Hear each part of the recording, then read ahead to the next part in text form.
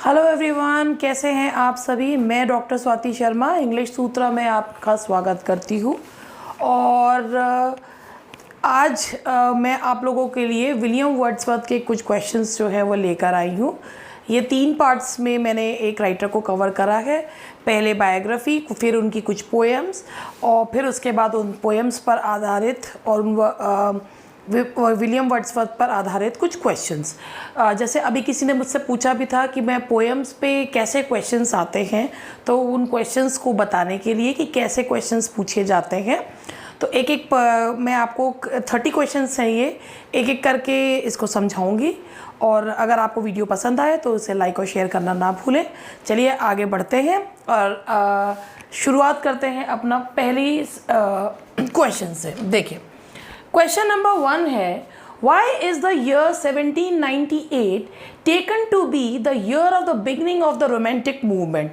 तो चलिए इसके बारे में बात करते हैं कि भाई 1798 का जो साल है वो रोमांटिक ईयर का बिगनिंग ईयर क्यों माना जाता है। देखिए, इससे पहले की बात करते हैं।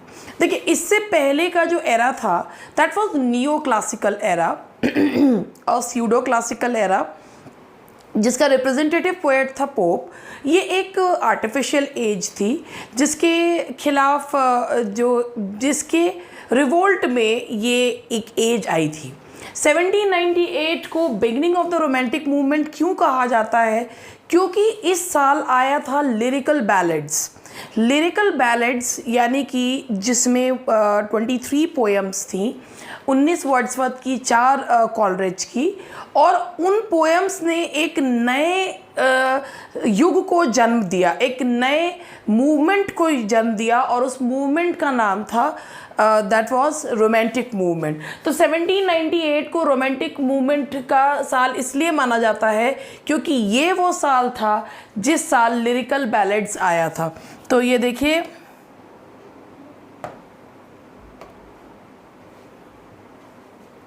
लिरिकल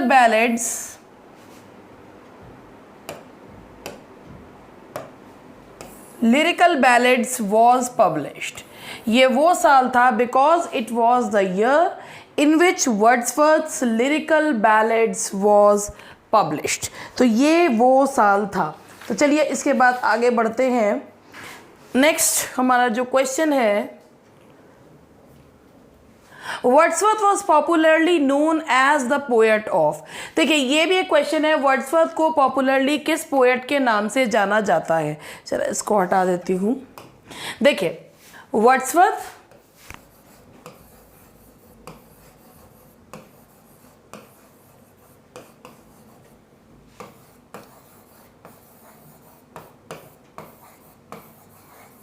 कॉलरिज एंड साउदे, इन तीनों को माना जाता है कि ये लेक पोएट्स कहे जाते हैं। These are known as lake poets. लेकिन क्या आपको पता है कि ये जो लेक पोएट्स हैं, ये जो टर्म है, कोई इन्हें वैसे बड़े मतलब एक खुशनुमा अंदाज में या एक कोई इनको तारीफ़ करने के उसमें नहीं दी गई थी। एक्चुअली ये एक डेरोगेटरी टर्म थी जो फ्रांसिस जेफरसन ने दी थी और एडिनबर्ग रिव्यू में। तो ये जो है एडिनबर्ग रिव्यू में ये टर्म दी गई थी, उनके लिए एक ये डेरोगेटरी टर्म यूज़ करी गई थी। और वर्ड्सवर्थ को पॉपुलरली जाना जाता है लेक डिस्ट्रिक्ट्स कि Wordsworth was popularly known as the poet of lake districts. एकमात्र वर्ड्सवर्थ ही वो पोएट था जो लेक डिस्ट्रिक्ट को बिलोंग करता था। लेकिन ये तीनों poets, Wordsworth, Coleridge and Southey, इन्हें लेक पोएट्स कहते थे। और ये एक डेरोगेटरी टर्म थी जो सबसे पहले बार फ्रांसिस ने यूज़ करी थी एडिनबर्ग रिव्यू में। तो चलिए इसके बाद हमारा ये सेकंड क्वेश्चन की जो है वो ख़त्म होता है और अब हम थर्ड क्वेश्चन की तरफ बढ़ते हैं। आफ्टर हुम Wordsworth became the poet laureate of England. Wordsworth किसके बाद पोएट लॉरिएट बने थे? वर्ड्सवर्थ पोएट लॉरिएट बने थे रॉबर्ट साउदे के बाद। वर्ड्सवर्थ पोएट लॉरिएट बने थे साउदे के बाद। रॉबर्ट साउदे के बाद वो बने थे पोएट लॉरिएट। लेकिन एक आश्चर्य की बात ये है कि जब उन्होंने पोएट लॉरिएटशिप एक्सेप्ट करी तो उसके बाद उन्होंने कोई सी भी पोएम जो है वो नहीं लिखी। And he became the poet laureate after Robert Southey. Now the next question is who accuse Wordsworth of being a lost leader. इसका जो है लेना देना जो है वो पोएट लॉरियटशिप से ही है। रॉबर्ट ब्राउनिंग, जो कि रॉबर्ट ब्राउनिंग एक ऑप्टिमिस्टिक पोएट अपने जाने जाते हैं अपने ड्रामेटिक मोनोलॉग्स के लिए। Earlier he used to like the poems of Wordsworth, लेकिन जब वर्ड्सवर्थ ने पोएट लॉरियटशिप को एक्सेप्ट कर लिया तो उन्हें यह बात बिल्कुल भी पसंद नहीं आई। अब आप सोच रहे होंगे ऐसा क्यों हुआ कि उन्हें यह बात पसंद नहीं आई। इसका एक रीज़न है, when you become a poet laureate तो आपको वो काम करना पड़ता है जो आपसे राजा या रानी करने के लिए कहते हैं, यानी कि आप अपने मन से कुछ नहीं लिख सकते हैं, आपको वही लिखना होता है जो आपसे अथॉरिटीज़ कहती हैं लिखने के लिए। दैट्स वाई ये चीज़ बिल्कुल भी वर्ड्सवर्थ ने अपनी ज़िंदगी के आखिरी सालों में अपने बिलीफ को चेंज कर लिया था and it was not liked by Robert browning. तो उन्होंने ही उन्हें कहा था कि he was a lost leader. चलिए आगे बढ़ते हैं, नेक्स्ट स्लाइड पे बढ़ते हैं। Why was Wordsworth accused of being a lost leader? ये तो मैंने अभी आपको बता ही दिया, क्योंकि उन्होंने he accepted the post of the poet laureateship of England। आप देख सकते हैं, because he gave up the cause of supporting the French Revolution, because he accepted the post of the poet laureateship, because he started discouraging younger romantic poets, because he started refuting the established poetic theories। ऐसा कुछ भी नहीं है, क्योंकि browning के द्वारा उन्हें इसीलिए कहा गया था लॉस्ट लीडर, क्योंकि ही एक्सेप्टेड द पोएट लॉरियटशिप, क्योंकि उन्होंने पोएट लॉरियटशिप एक्सेप्ट कर ली थी। और ये मैंने अभी आपको बताया कि when you accept poet laureateship you are not free to write anything at your own will. Just for a handful of silver he left us, just for a ribbon in his coat। Browning write these lines on Wordsworth in a poem। What is the title of the poem written by Browning? Just for a, ये browning ने कहा था। Browning इतना ज़्यादा नाराज थे Wordsworth से कि उन्होंने लिखा कि थोड़े चंद सिक्कों के लिए अपने कोट में एक सिल्वर रिबन लगाने के लिए वर्ड्सवर्थ ने हमें छोड़ दिया और पोएट लॉरियटशिप एक्सेप्ट कर लिया। ये ब्राउनिंग ही थे जिन्होंने उन्हें लॉस्ट लीडर कहा।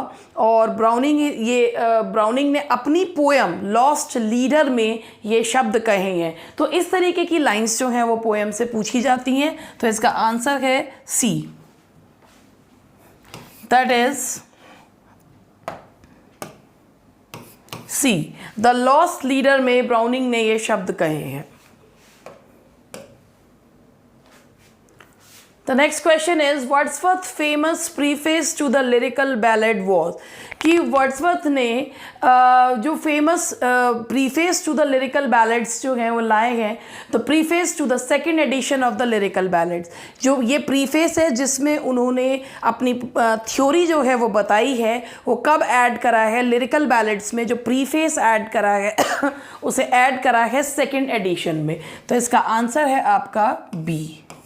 ठीक है, जो सेकेंड एडिशन आया था उसमें उन्होंने एक प्रीफेस ऐड करा है जिसमें उन्होंने पोइटिक थ्योरी जो है वो बताई है अपनी। और ये the Wordsworth famous preface to the lyrical ballads was the preface to the second edition of the lyrical ballads. Who was or were the authors of the lyrical ballads? कि lyrical ballads के authors कौन हैं। ये मैंने आपको एक चीज़ बताई थी, देखिए 23 पोएम्स हैं। Out of those 23 poems 19 poems लिखी हैं वर्ड्सवर्थ ने और 4 पोएम्स लिखी हैं कॉलरिज ने। 19 पोएम वर्ड्सवर्थ के द्वारा लिखी गई हैं, 4 पोएम कॉलरिज के द्वारा लिखी गई है। राइम ऑफ एंशिएंट मैरिनर से शुरू होता है और टिंटन एबे पे ख़त्म होता है। तो ये जो पोएम का कलेक्शन है it is written by Wordsworth and Coleridge. तो वर्ड्सवर्थ एंड कॉलरिज के द्वारा लिखा हुआ ये कलेक्शन है जो कि 1798 में आया था। उसके बाद सेकंड आया, फिर थर्ड आया, फिर फोर्थ आया इसका। नेक्स्ट आगे बढ़ते हैं। Wordsworth prelude is a, Wordsworth की जो पोएम है प्रिल्यूड, जो कि उनकी मृत्युपरांत जो है पब्लिश हुई थी, हालांकि कंप्लीट तो वो 1805 में हो गई थी, लेकिन उनकी आफ्टर डेथ जो है वो प्रिल्यूड जो है पब्लिश हुई। ये है क्या? प्रिल्यूड एक्चुअली वर्ड्सवर्थ की स्पिरिचुअल ऑटोबायोग्राफी है। तो ये एक ऑटोबायोग्राफिकल पोएम है, एक स्पिरिचुअल ऑटोबायोग्राफी है प्रिल्यूड, जिसमें प्रिल्यूड और the growth of a poet's mind, ये एक स्पिरिचुअल ऑटोबायोग्राफी है, प्रिल्यूड और the growth of a poet's mind.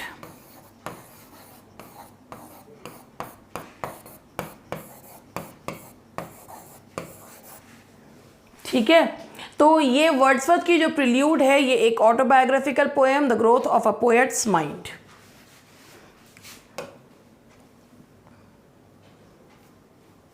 We are laid asleep in body and become a living soul।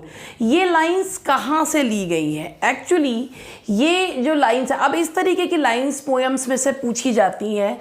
We are laid asleep in body and become a living soul। ये lines ली गई हैं Wordsworth की बहुत famous poem odd on intimations of immortality. ये एक poem एक irregular Pindaric ode है। एक सबसे पहले ये देखिए, एक मिनट,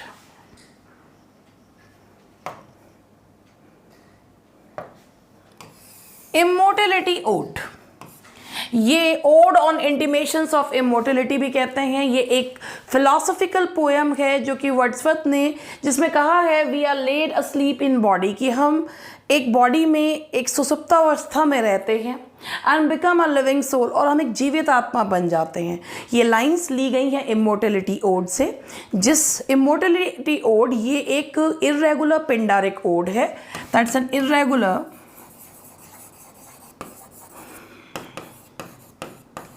पिंडारिक ओड, और ये वर्ड्सवर्थ की एक फिलोसॉफिकल पोएम है।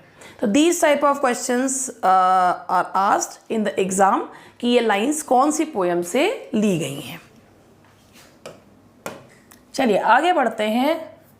The next question is, but Europe at that time was thrilled with joy, France standing on the top of golden hours, and human nature seeming born anew. Which time is Wordsworth referring to in these lines? देखिए, Wordsworth was very much influenced by the French Revolution. Wordsworth 1789 में जब French revolution शुरू हुआ था तो Wordsworth उससे बहुत ज़्यादा इन्फ्लुएंस था।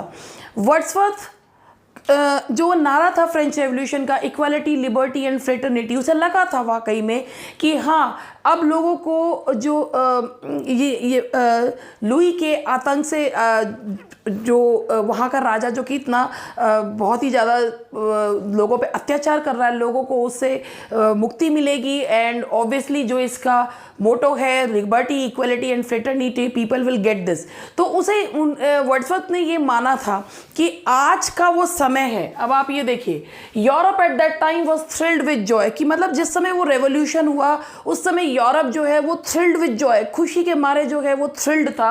And France standing on the top of golden hours, कि फ्रांस जो है उस समय जगमगा रहा था उस फ्रेंच रेवोल्यूशन की वजह से। And human nature seeming born anew, और ऐसा लग रहा था एक नई ह्यूमन नेचर जो है वो सामने आई। तो ये जो लाइंस हैं ये वर्ड्सवर्थ ने बताई हैं फ्रेंच रेवोल्यूशन के बारे में, the period of the French revolution. तो ये फ्रेंच रेवोल्यूशन के बारे में इसमें वर्ड्सवर्थ ने बताया है।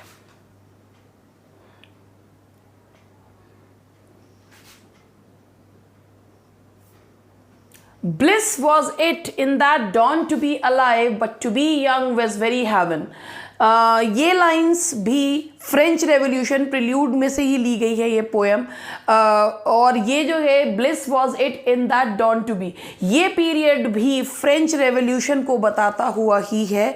ये प्रिल्यूड में से ली गई है और उसमें पोएम का नाम है फ्रेंच रेवोल्यूशन, जिसमें वर्ड्सवर्थ ने कहा है bliss was it in that dawn to be alive, कि जो फ्रेंच रेवोल्यूशन को देख रहे हैं उनके लिए तो ये परम आनंद है, but to be young is heavenly, कि लेकिन जो उस समय बिल्कुल यंग है उनके लिए तो स्वयं हेवन को पा लेने के बराबर है। तो इसमें भी वर्ड्सवर्थ ने पीरियड ऑफ फ्रेंच रेवोल्यूशन के पीरियड को ही इसमें भी बताया है। तो ये वाला पीरियड भी इसी में ही बताया है। Now let's take the next question. Trailing clouds of glory do we come from God who is our home. ये मैंने अभी आपको बताया था कि ट्रेलिंग क्लाउड्स ऑफ ग्लोरी की हम जो है trailing clouds of glory do we come from God, कि हम भगवान के घर से बादलों पे सवार होकर आते हैं, वो भगवान जो हमारा घर है।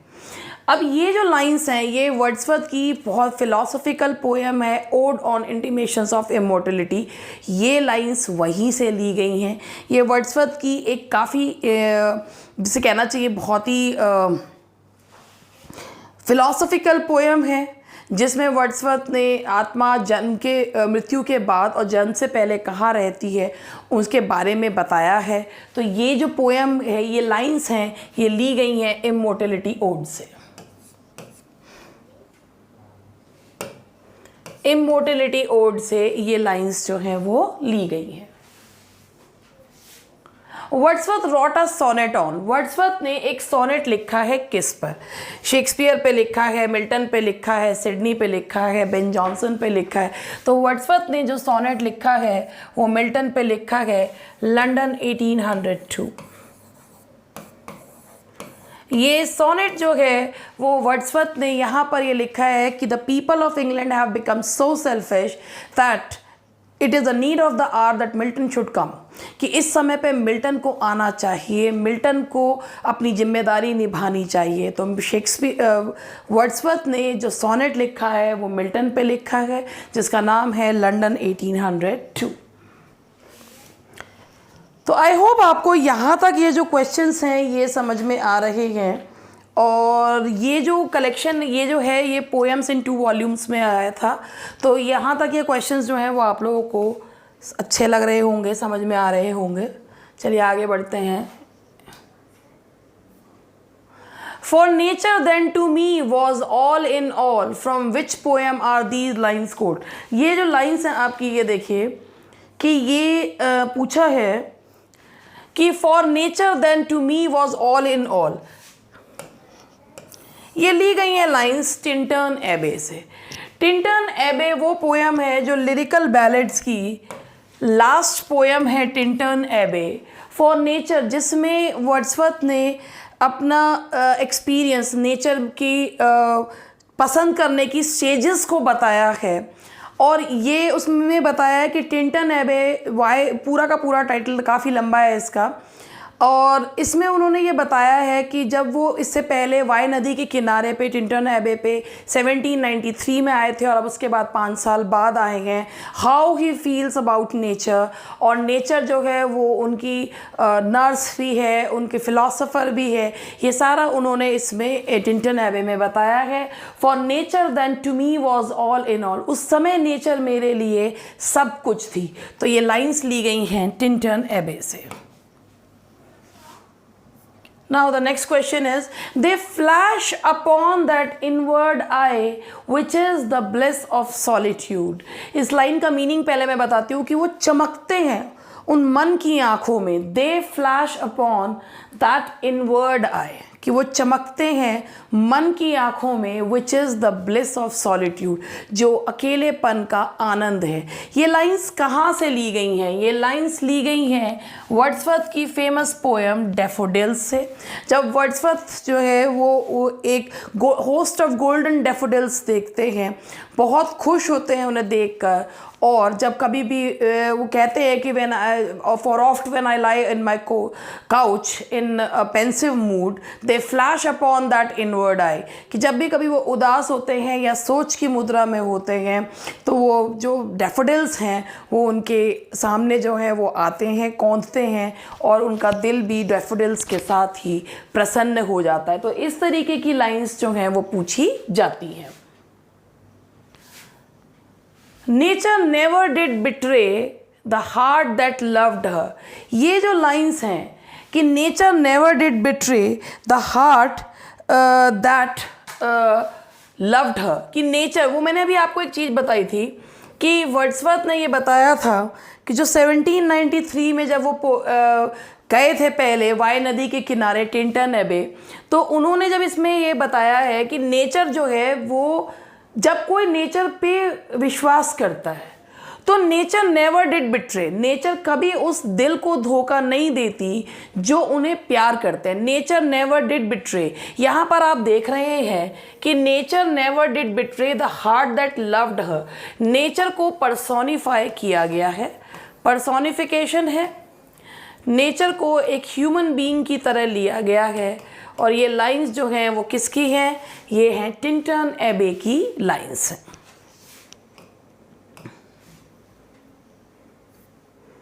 Now the question is, the child is the father of the man, and I could wish my days to be bound each to each by natural piety. The child is the, my heart leaps up, rainbow. ये जो lines हैं, the child is the father of man, ये एक जैसे कहना चाहिए एक paradox है। और इसमें कहता है कि हमारे जो चाइल्डहुड के एक्सपीरियंसेस होते हैं वही हमारी एडल्टहुड को जो है वो शेप देते हैं। तो इसमें ये लाइंस हैं, द चाइल्ड, ये एक पोएम है द रिट्रीट वॉगन की, ये शायद आइडिया वहाँ से लिया गया है। The child is the father of man, कि जो बच्चा होता है वो किसी भी इंसान को इतना सिखा सकता है जितना और कोई नहीं। And I could wish my days to be, और मैं चाहता हूँ कि मेरे जो दिन हैं bound each to each by natural piety, वो नेचुरल शीलता से जो है वो बंधे हुए हों। ये नेचुरल पाइटी वर्ड जो है that was not liked by many, बहुत लोगों को ये पसंद भी नहीं आया था। लेकिन ये लाइंस जो हैं वो ली गई हैं my heart leaps up, my heart leaps up से ये लाइंस ली गई हैं। To me the meanest flower that grows can give thoughts that do often lie too deep for tears. ये लाइंस जो हैं पहले इनका मीनिंग समझ लेते हैं कि मुझे तो जो सबसे छोटा एक ऐसा फ्लावर, बहुत ही तुच्छ सा जो फ्लावर है दैट ग्रोज कैन गिव, कि एक छोटा सा तुच्छ सा फूल भी मेरे अंदर ऐसे विचार जगा सकता है दैट डू ऑफर lie too deep for tears, कि जो बहुत गहरे से आंसू जो हैं जिनके पढ़कर, विचारों को पढ़कर आंसू निकल आते हैं। ही मीन्स टू से कि he can write poems on any topic of the nature. तो ये जो है ये कौन सी पोएम से ये लाइंस जो हैं वो ली गई हैं? ये ली गई हैं, ये भी हमारी हैं, that is taken from immortality ode. ये भी इमोर्टलिटी ओड से ही ली गई है। Immortality ode most oft quoted जो है वो ओड है वर्ड्सवर्थ का। Oh joy that in our embers is something doth live, that nature yet remembers what was so fugitive. ये लाइंस भी इमोर्टलिटी ओड की ही हैं। ये लाइंस भी इमोर्टलिटी ओड की ही हैं। Oh joy that in our embers, देखिए संबोधित कर रहे हैं, O joy that in our embers is something that doth live, कि जैसे बुझी हुए जो कोयले होते हैं उनमें भी थोड़ी सी एक आग जो है वो रह जाती है। That nature yet remembers what was so fugitive, कि नेचर को वो खुशियाँ भी याद रहती हैं जो क्षण भंगुर होती हैं। तो ये जो लाइन्स हैं ये इमोर्टलिटी ओड से ही ली गई हैं। Stern daughter of the voice of God, ये लाइंस जो हैं ये ली गई हैं, ये पोयम है ओड टू ड्यूटी, जिसमें वर्ड्सवर्थ ने ड्यूटी को भगवान की सबसे सख्त बेटी बताया है। तो stern daughter of the voice of God, तो who is that stern daughter, ode to duty poem से ली गई है। और जो इसमें भगवान की सख्त बेटी जो बताई है दैट इज ड्यूटी। वर्ड्सवर्थ ने इसमें ड्यूटी को स्टर्न डॉटर बताया है।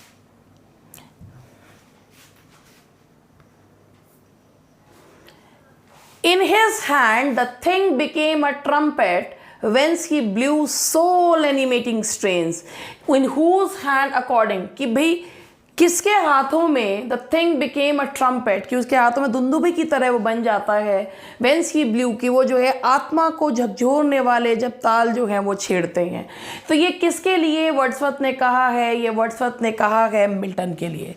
This is said bye for, ये कहा गया है मिल्टन के लिए, ये लाइंस जो हैं वो कही गई हैं।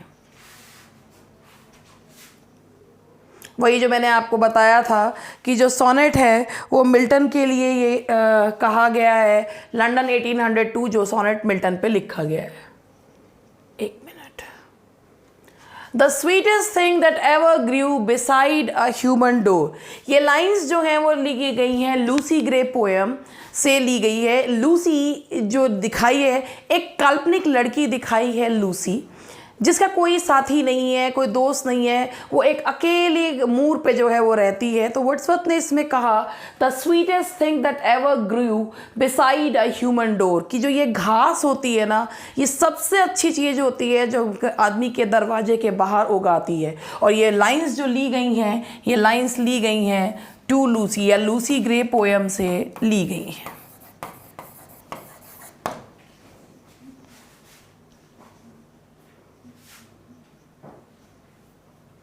The next one is the cottage which was named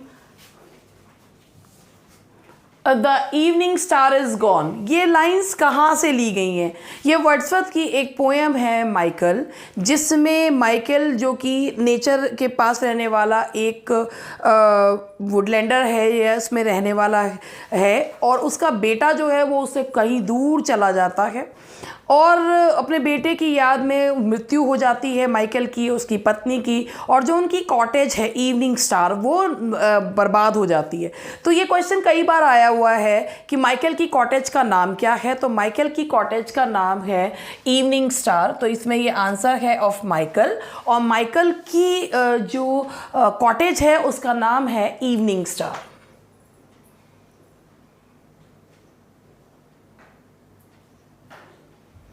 Our birth is but a sleep and a forgetting. The soul that rises with us, our life is star, hath had elsewhere its setting and cometh from afar। ये lines कहाँ से ली गई हैं? पहले हम इन lines को समझते हैं। हमारे बर्थ को कंपेयर किया गया है स्लीप से, बट कंपैरिजन के वर्ड्स नहीं यूज़ करे गए। हमारा बर्थ क्या है? एक नींद एंड अ फॉरगेटिंग, और सब कुछ भूल जाना। The figure of speech is metaphor. The soul that rises with us, हमारे मरने के बाद वो आत्मा जो हमारे साथ उठती है। आवर लाइफ इज स्टार, हमारी ज़िंदगी एक स्टार है। ज़िंदगी को स्टार से कंपेयर किया है। Hath had some elsewhere its setting, हमारी ज़िंदगी रूपी सितारे की सेटिंग कहीं और है, उसको अस्त होना कहीं और है। एंड कमेथ फ्रॉम अफार, कहीं दूर से जो है वो सितारा आता है। ये लाइंस देखिए बहुत फिलॉसफिकल लाइंस हैं, और जैसा कि मैंने आपको बताया था वर्ड्सवर्थ की बहुत ही फिलॉसफिकल पोएम है, and that is immortality ode. तो ये लाइंस ली गई हैं इमोर्टलिटी ओड से, ये भी इमोर्टलिटी ओड की ही लाइंस हैं।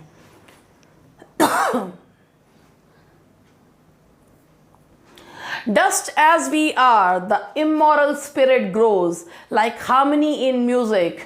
There is a dark, inscrutable, ये म्यूजिक है। There is a dark, inscrutable workmanship that reconciles its discordant elements. From which poem are these lines quoted? कि ये lines जो हैं कि भाई dust as we are, कि हम जो हैं वो धूल की तरह हैं। The immoral spirit grows, immoral नहीं होगा, ये immortal होगा। The immortal spirit grows like harmony in music, की जो स्पिरिट है वो एक म्यूज़िक की तरह जो है वो उगती है। There is a dark inscrutable workmanship that reconciles, कि एक इंस्क्रूटेबल वर्कमैनशिप है जो जितने भी प्रकृति के एलिमेंट्स हैं उनको सबको एक साथ कर देती है। तो ये जो लाइन्स हैं ये ली गई हैं प्रिल्यूड से। ये लाइन्स हैं प्रिल्यूड की लाइन्स हैं ये। These lines are taken from Prelude. Prelude जो कि अभी मैंने आपको बताया था कि ये वर्ड्सवर्थ की ऑटोबायोग्राफिकल पोएम है।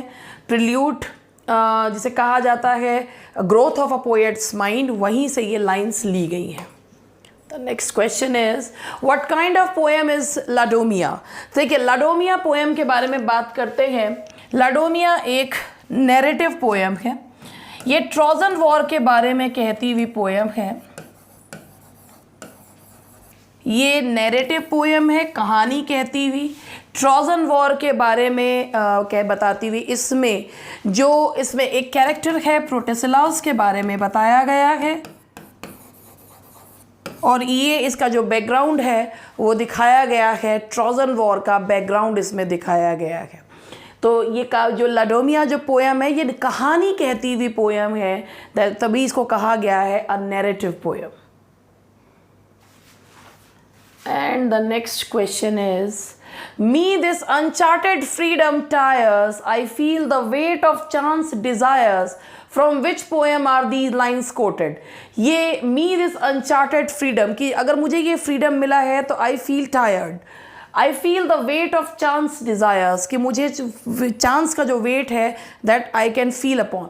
तो ये लाइंस किस में से कही गई हैं? ये लाइंस जो हैं वो ली गई हैं, ये भी ओड टू ड्यूटी से ही जो है वो ली गई है। These lines are taken from Ode to Duty। And the next one is Ode to Duty। मैंने अभी आपको बताई थी कि वर्ड्सवर्थ की ये जो पोयम है जिसमें उसने ड्यूटी को बताया है, stern daughter of God. Come blessed barrier between day and day. देखिए इसमें आवाहन करा जा रहा है come blessed barrier between day and day कि तुम नींद को बुलाया जा रहा है apostrophe, blessed barrier between day and day कि तुम दिन और दिन के बीच में एक बैरियर हो। Dear mother of fresh, barrier से कंपेयर करा है। Dear mother of fresh thought कि तुम जो है वो अच्छे विचारों की जननी हो, एंड जॉयस हेल्थ, और तुम जो है वो एक खुशनुमा हेल्थ प्रदान करती हो। तो dear mother of fresh thoughts, यहाँ पर नींद को कंपेयर करा गया है मदर ऑफ फ्रेश थॉट से। तो कंपैरिजन किया जा रहा है मगर कंपैरिजन के वर्ड्स नहीं यूज़ किए जा रहे हैं। तो देखिए इसमें कौन सी फिगर ऑफ स्पीच है, सभी को पता है कौन सी फिगर ऑफ स्पीच है। और इसमें जो है ये जो पोयम है ये है आपकी टू स्लीप। इस पोयम का नाम है to sleep. And the next question is, the soul was like thy soul was like a star and dwelt apart, whose soul Wordsworth is referring to in the above line। कि तो ये किसके लिए Wordsworth ने कहा है? तो ये वर्ड्सवर्थ ने जो श्रद्धांजलि दी है मिल्टन के लिए ये लाइंस कही गई हैं। तो ये लाइंस हैं मिल्टन के लिए, पहले इसे मिटा दूँ। ये लाइंस कही गई हैं मिल्टन के लिए। तो ये थे कुछ क्वेश्चंस जो वर्ड्सवर्थ के ऊपर बेस्ड थे जो मैंने आप लोगों को करवाए। आई होप कि आपको ये क्वेश्चंस जो हैं वो ठीक लगे, और इसके अलावा अब हम नेक्स्ट राइटर जो है वो बहुत जल्द शुरू करेंगे। थैंक यू वेरी मच, मिलते हैं नेक्स्ट लेक्चर में।